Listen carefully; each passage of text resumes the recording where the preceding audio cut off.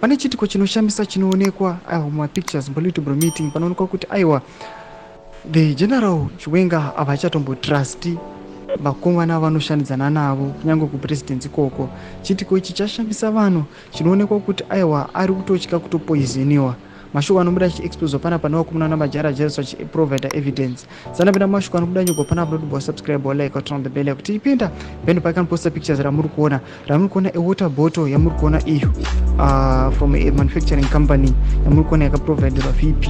Tunaona another water bottle yamuri kuona ya black iri paside pake yakaiswa arrow kunyora achiti today Mnangagwa was foot soldiers accused Chiwenga of validating the rift between him and Mnangagwa by bringing his own 1000 mils or 1 liter stainless steel insulated thermal water bottle. They still went on to give him their own water bottle which he ignored. Mashoko anotoka pana zvinzi aiwa zvazo zvadzikiswa zvaizokonfirmwa manje kuti aiwa tension iripo.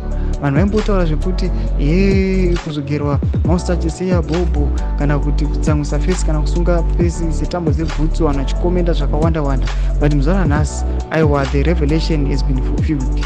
Paona kuti aiwa munhu angangorambe mvura, munhu akangoya achingoramba mvura kuti anopuwa ofuwa mvura oramba. But panapa tikunotori vakomana majara-jariswa kuti aiwa achizonyatso kufulfilla zvinhu zvinosuspectwa nevanhu allegations achiti zvinhu zvinenge zvisina kumira zvakanaka. Yes, people vanga vachiti aiwa bato riri renyararo, but chitiko ichi chinyatso kumaka a turning point chiprovida kuti aiwa vakomana ava havawirirani, vakomana ava pane zviri kuitika, achiramba mvura yaipiwa. Tudze mafunguro enyu muri kudii pamusoro pechitiko ichi? Munai comment section medu, subscribe like, turn on the bell icon.